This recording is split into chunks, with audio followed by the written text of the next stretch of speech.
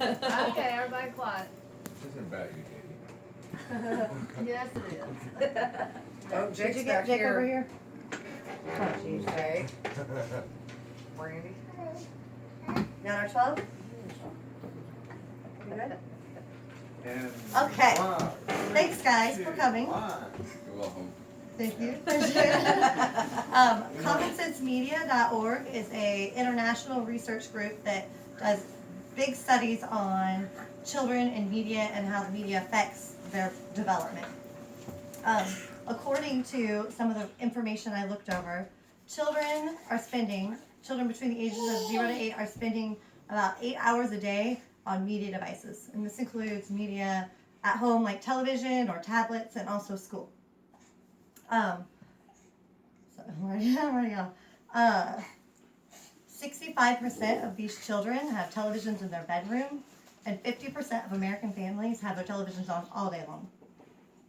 I also found that the average parent spends about 74 hours during the work week at home with their children. And in this age bracket of 0 to 8, children are supposed to sleep about 10 to 12 hours. And when you take that number away, it leaves about 3.5 hours a day of family time at home. So today I'm going to talk to you about how the brain develops in early years, the impact that our environment has on this development, and how technology can affect this. Let's see. We're born with billions of neurons. These. Oh my God, you guys, come on. In order for these neurons to communicate with one another, they have to build pathways, and these pathways are called synaptic pathways. And these pathways are developed by experiences or through experiences. So as a child grows and experiences new things, these synaptic pathways start to form. So the more they experience certain things, the stronger these pathways become. And by the age of about 3, children have about 15,000 synaptic pathways.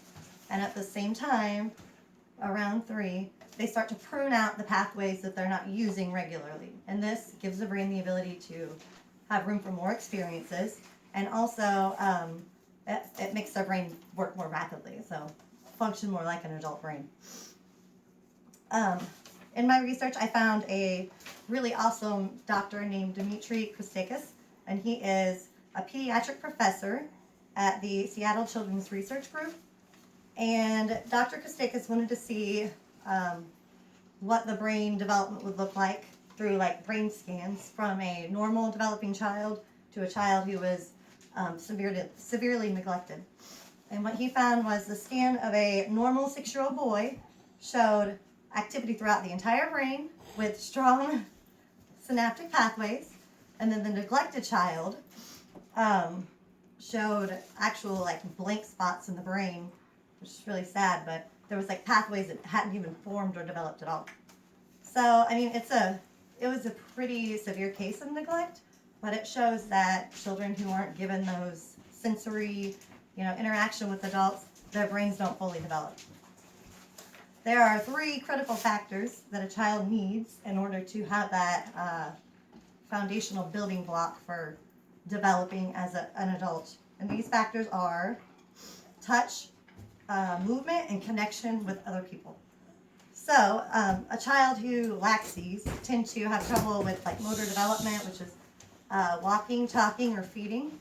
And they also have issues with literacy when they become school age.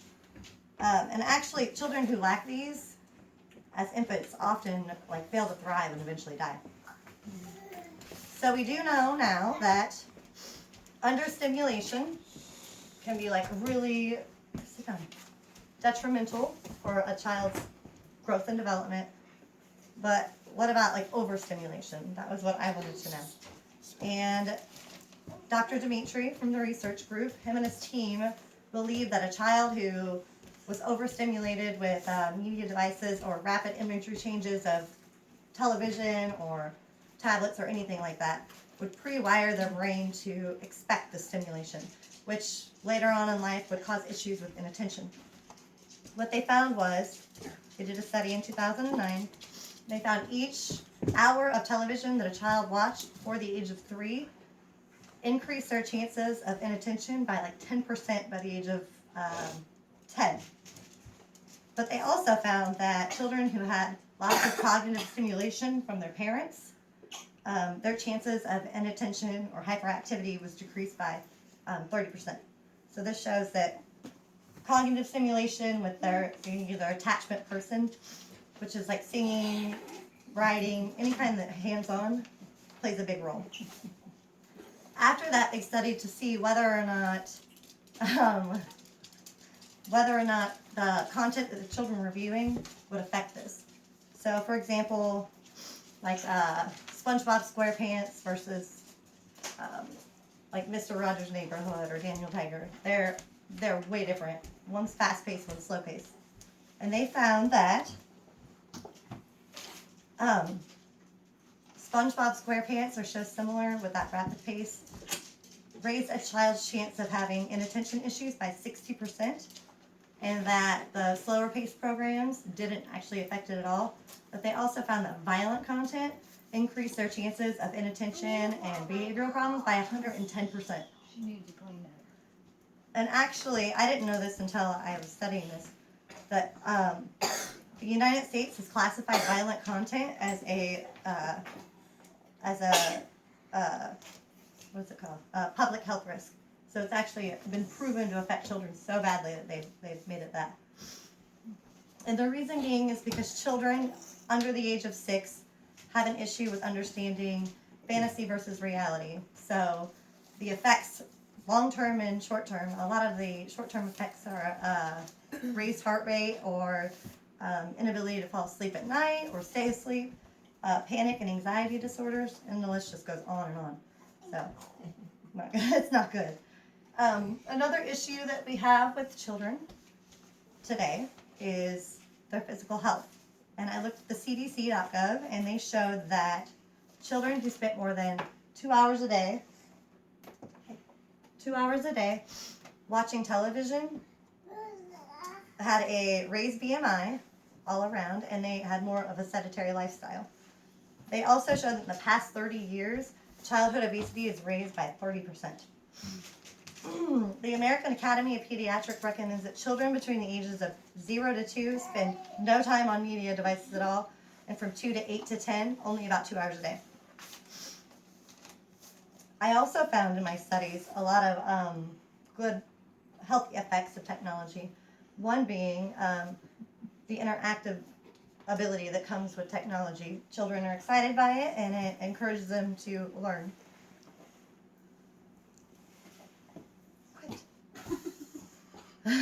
Quit. Also, technology has greatly expanded our access to educational materials, so that helps with teachers and children in general.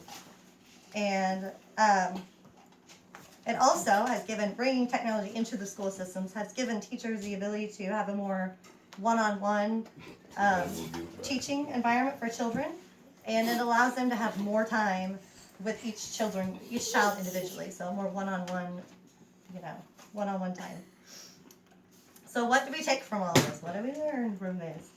That is that it is essential for children to have that emotional connection and bonds with families and that sensory development in early years in order to have the foundational building block they need to be like normal adults.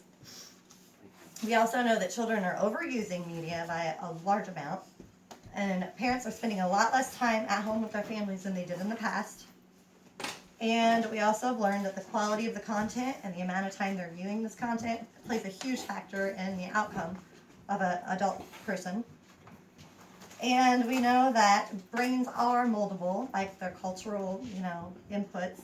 But what we don't know through research yet is whether or not a child's brain is able to mold well enough with the speed of our digital society. So we don't know if they're going to be able to keep up. It is a very new subject because technology hasn't been around that long. So they're just now coming out with a lot of big studies to show what these impacts really are. And I had mentioned them earlier, commonsensemedia.org. is really awesome because they're the first international group to do, worldwide studies.